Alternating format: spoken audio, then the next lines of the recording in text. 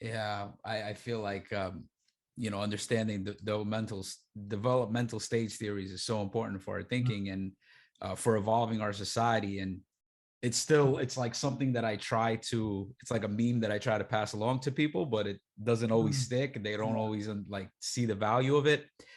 And I people guess, also get allergic to it, right? Because it sounds like it can both sound the wrong way, and it can actually be used the wrong way, right?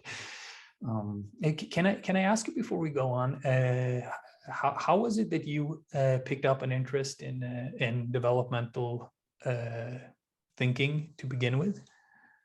yeah, it's an interesting question. I'm trying to even figure out how. I guess I must have also came across Ken Wilber. Mm-hmm. I came across his work, and it just seemed to align with like a lot of my interests, very much similar to you, like meditation, spirituality. There's like putting all these things together, all these different dimensions of a person. And I've always been interested in like frameworks, like before it was like Myers-Briggs, like the personality test, and there was the Enneagram. And I guess in some way it's like these things are like maps. Like I like maps. It kind of maybe gives you like a sense of control or like understanding reality.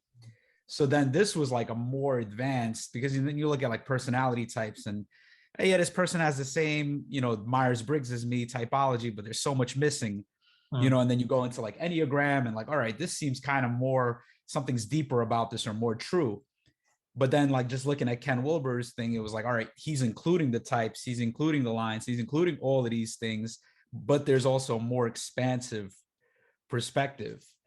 And yeah, and just like I guess seeing those patterns and like reading it and like, wow, I see these patterns. I see the traditional thinking, I see the modern thinking, I see the postmodern thinking. And then like, what's next?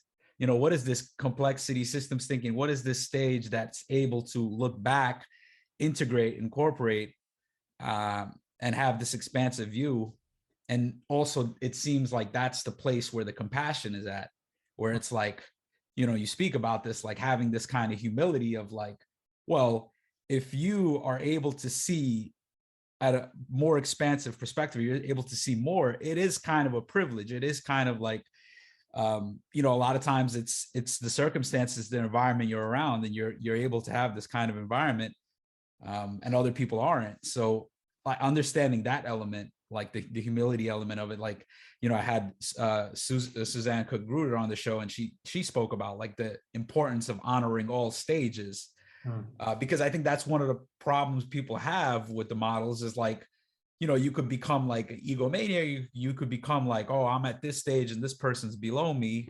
But yeah, now I'm going off into this whole rant, but that's kind of how I got into developmental stage. And I actually wanted to ask you, like, like you speak about in the book, like the main problem with most holistic developmental stage theories. And this was really interesting because studying different theories, whether it's Keegan's the evolving self model or Susan Cook-Gruder's ego development theory or integral theory, all these models, it seems like they all have a piece, and then you start putting them together. But then there's also something, it's like, oh, something's missing or something's not quite right. So I'm just wondering, like, what is that problem that you found, and how did you start looking at developmental So thinking differently? there's a particular story behind that. I mean, eventually I found my way to the integral community of Scandinavia and got to know a lot of interesting people and so forth. And in those circles, there were some people who were really into research on adult development and academics and so on.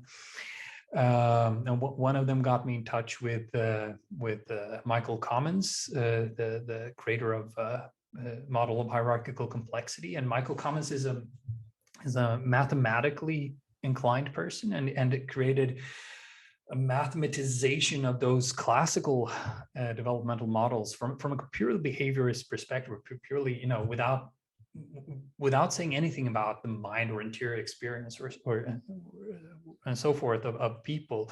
He just noticed that there's a pattern, mathematical pattern to the stages of development, and it's that the later stage, each later stage will coordinate elements from the earlier stage, and you can study this in real time as it shifts in people in their interaction, or for that matter in animals when they interact with their environment. So that was one piece of the puzzle. The other piece of the puzzle, I got in touch with that particular model of development, which seemed at once clear, much more clear than the others, much more clearly defined. It also had, it could add additional stages. It could create very strong arguments for why stages had been skipped in other models and so on, right? It could also extend very far up to Einstein level and all the way down to amoeba, which I found very interesting and appealing, because it also helps to connect humanity to other.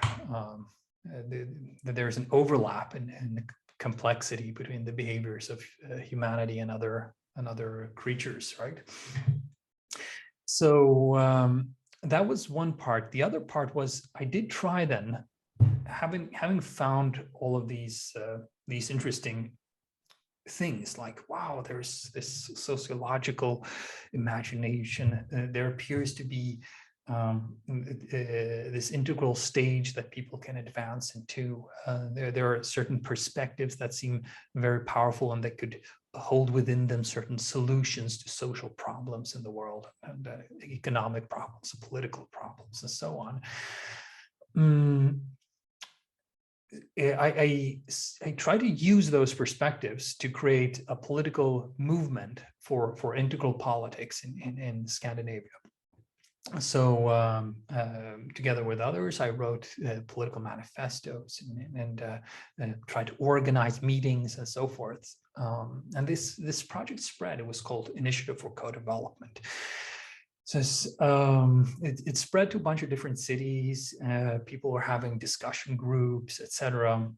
And after a few years doing that, it was clear to me and to a few others I was working more closely with that the initial idea that we had that if it is true that people enter a modern stage of development, that become this kind of mainstream person in modern society, then a minority enters then postmodern critique of that stage, and then they become an ecologist, feminist, perhaps a Buddhist practitioner, or permaculture person, and so forth, right? And emphasize relativism and equality, and so stuff like that. And that was the one I felt I experienced mostly in academia as well, right? And in the humanities and critical social sciences. And then there would be a stage beyond that, which coordinates these two things, right? The progress of narrative of modernity with postmodern critique of society,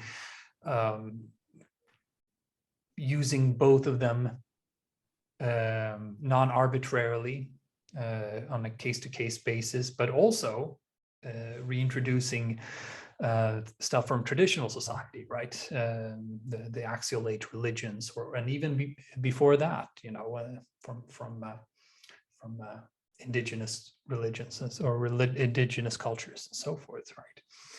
I figured, okay, so if we gather those integral people, they're likely to understand each other well, people at that stage, and they're likely to be able to communicate with one another in ways that create alliances that are likely to affect society in a integrative manner that then creates more wholesome